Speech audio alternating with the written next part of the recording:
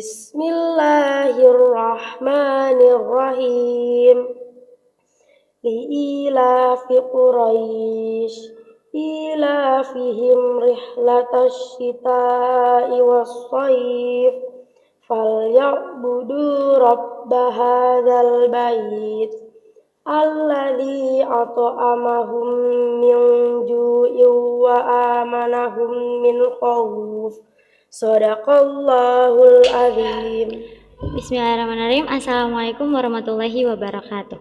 Alhamdulillahirrabbilalamin wa bihi nasta'in ala umuri dunya waddin. Wassalatu wassalamu ala asrofil anbiya'i wal mursalin wa ala alihi wa sahbihi ajmain, amma ba'du. Anak-anakku yang soleh dan solehah, hari ini Bu Upi mau membawakan satu kisah seorang nabi yang sangat luar biasa. Kita coba simak bareng-bareng ya. Pernah nggak kalian ngedengar suara yang sangat indah, yang sampai bikin hati kita tenang, bikin hati kita adem? Nah, anak-anak, ada seorang nabi yang mempunyai suara yang sangat merdu. Sampai ketika beliau berzikir, burung-burung yang berada di langit ikut berhenti. Bahkan gunung-gunung yang tinggi pun seakan ikut bertasbih bersama beliau. Masya Allah, kira-kira nabi siapa ya anak-anak? Ada yang tahu?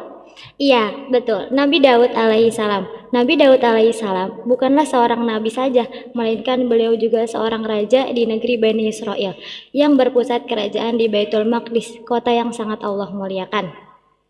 Coba kita bayangin, kalau kita jadi raja, kira-kira apa sih yang terlintas dalam pikiran kita?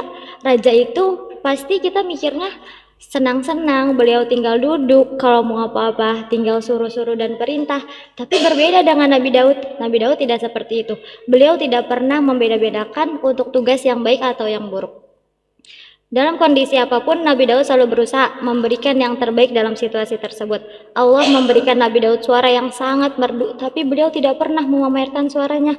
Beliau tidak pernah berkata, aku yang paling jago, aku yang paling merdu suaranya. Melainkan beliau menggunakan suara yang merdu itu untuk beribadah kepada Allah dan untuk menjalankan kebaikan kepada Allah. Sekarang Bu Upi mau tanya, kalau Allah memberikan kita kelebihan, kita diberikan pintar, kita mudah dalam menghafal, kira-kira apa sih yang kita lakukan dengan kepintaran kita tersebut, dengan kelebihan kita tersebut? Apa kita gunakannya semata-mata hanya untuk dibanggakan? Tidak ya anak-anak, kita menggunakan kelebihan kita bukan semata-mata hanya untuk dibanggakan, tapi kita gunakan dalam setiap kebaikan. Dari situ kita tahu bahwa cara itu kita memberikan situasi yang terbaik dalam keadaan kita saat itu.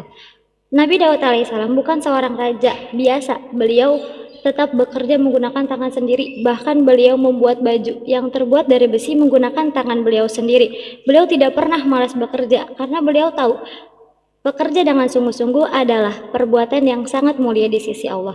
Sekarang kita bayangkan kalau kita mendapat tugas piket, tapi kita kerjainnya dengan asal-asalan. Kalau kita diperintahkan untuk sholat, tapi kita melaksanakannya dengan terburu-buru. Dan kalau kita disuruh belajar, kita belajarnya dengan main-main. Padahal kita bisa melakukan semua perbuatan itu dengan cara yang lebih baik. Nabi Daud mengajarkan kita bahwa melakukan yang terbaik adalah hal yang paling terpuji. Dan Nabi Daud juga memiliki hati yang sangat lembut. Beliau sering berdoa kepada Allah, bahkan beliau sering menangis kepada Allah. Bukan berarti beliau lemah, tapi karena beliau takut kurang dalam beribadah kepada Allah. Masya Allah, kadang kita suka berkata, aku masih kecil, aku mah cuma murid biasa. Padahal di setiap keadaan, saat kita capek, saat kita senang, saat kita sedih, bahkan saat kita melakukan kesalahan, kita bisa tetap memberikan yang terbaik dengan cara berdoa, berusaha, dan mau memperbaiki diri. Anak-anakku yang soleh dan solehah, dari kisah Nabi Daud ini kita belajar bahwa memberikan yang terbaik bukan tentang siapa yang paling hebat, tetapi tentang siapa yang paling sungguh-sungguh. Sebelum Ibu tutup cerita Nabi Daud hari ini, Bu Upi mau kasih satu hal kecil, tapi sangat pentingnya harus kita ingat. Kalau hari ini kita belum bisa jadi anak yang paling pintar, gak apa-apa, tapi jadilah anak yang paling berusaha. Kalau hari ini kita belum bisa melakukan semuanya dengan sempurna, gak apa-apa. Yang penting kita mau memberikan yang terbaik di setiap keadaan. Ayo anak-anak, kita lakukan semuanya dari hal-hal yang kecil seperti tepat waktu dalam sholat, belajar dengan sungguh-sungguh, serta patuh dan taat kepada guru dan orang tua. Kalau hari ini kita bisa ingat satu kisah saja tentang Nabi Daud, kita harus selalu berusaha memberikan yang terbaik dimanapun dan dalam keadaan apapun. Semoga cerita kita ini tidak hanya sampai di telinga, tapi kita bawa pulang juga ke hati dan kita terapkan di dalam kehidupan kita sehari-hari.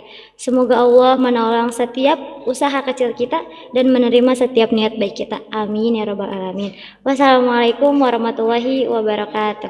Berdoa siang, tangannya diangkat siang, kepalanya ditemukan siang, berdoa mulai. A'udzubillahi minasyaitonirrajim. Bismillahirrahmanirrahim. Allahumma laka sumtu wa bika amantu wa ala rizqika aftartu bi rahmatika ya